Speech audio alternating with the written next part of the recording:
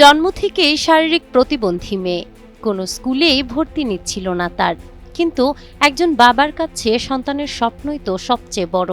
আর তাই ভেঙে না পড়ে বরং নিজের কষ্টকে শক্তিতে পরিণত করে শুধু মেয়ের জন্য নয়, শত শত প্রতিবন্ধী শিশুর জন্য ভ্যানচালক সেলিম মিয়া গড়ে তুলেছেন একটি বিদ্যালয়। মাদারীপুরের রাজৈর উপজেলায় 2018 সালে প্রতিষ্ঠিত হয় এই প্রতিবন্ধী বিদ্যালয়। জন্ম থেকেই শারীরিক প্রতিবন্ধী মেয়েকে কোনো স্কুলে ভর্তি করতে না পেরে 2 বছর পর নিজের অর্থায়নে 20% জমি কিনে টিনশেড ভবন নির্মাণ করেন সেলিম মিয়া। বর্তমানে এখানে 2 শতাধিক প্রতিবন্ধী শিক্ষার্থী নিয়মিত পড়াশোনা করছে। বিদ্যালয়ে স্বেচ্ছাশ্রমে দায়িত্ব পালন করছেন 15 জন শিক্ষক কর্মচারী। রাজৈর উপজেলায় আমার মেয়েটাকে যখন ভর্তি করতে পারছিলাম না, আমার বড় মেয়েটা শারীরিক প্রতিবন্ধী। এই প্রতিবন্ধী হওয়ার কারণে সকল প্রতিবন্ধীদের দুর্ভোগ লাঘব, যে বাচ্চারা কিন্তু এই প্রতিবন্ধী বাচ্চারা সেবা পাইলে অনেকটাই পরিবর্তন হওয়া সম্ভব। পরবর্তীতে চিন্তা করলাম নিজের মেয়েটা এরকম সকল প্রতিবন্ধীদের জন্য কিছু করব। তখনই আমার নিজের কোয়েল পাখির খামার ছিল, ওটা বিক্রি করে দিয়ে আমি এই প্রতিবন্ধী বাচ্চাদের জন্য বাড়িতে স্কুল করি। আর পরবর্তীতে এটা জায়গা কিনা শিক্ষক কর্মচারী সবাই মিলে কিনে এই স্কুলটা তৈরি করি। এখন আমাদের স্কুলের মূল সমস্যা হলো রাস্তা আর ভ্যান গাড়ি।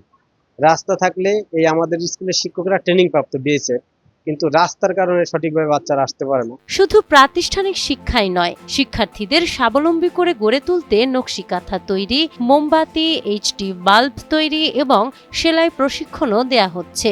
সন্তানদের ইতিবাচক পরিবর্তনে খুশি অভিভাবকরা।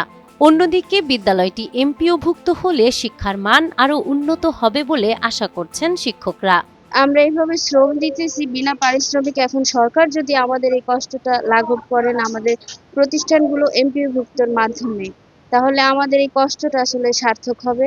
তা আমাদের যে প্রতিবন্ধী বাচ্চারা আছে তাদের কাছ থেকেও আমরা কোনো রকম কোনো বেতন নেওয়া হয় না। এই প্রতিষ্ঠানে বিনা বেতনেই তারা এখানে পাঠদান করে।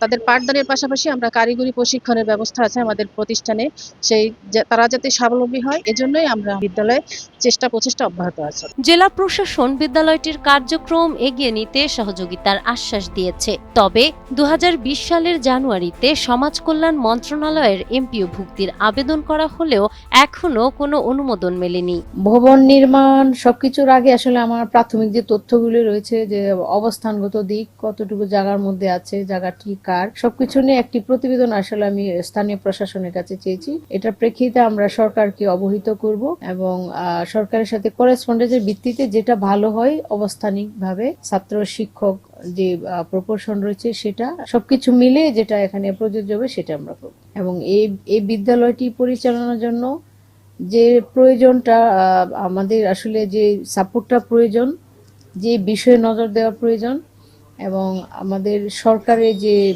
সহযোগিতা প্রয়োজন সেটা আমরা অবশ্যই করব। অদম্য ইচ্ছাশক্তি আর মানবিক দায়বদ্ধতার এক অনন্য উদাহরণ ভ্যানচালক সেলিম মিয়া। তার গড়ে তোলা এই বিদ্যালয়টি টিকিয়ে রাখতে এখন প্রয়োজন সরকারি ও বেসরকারি সহযোগিতা। নাহার বৃষ্টি, টাইমস টুডে।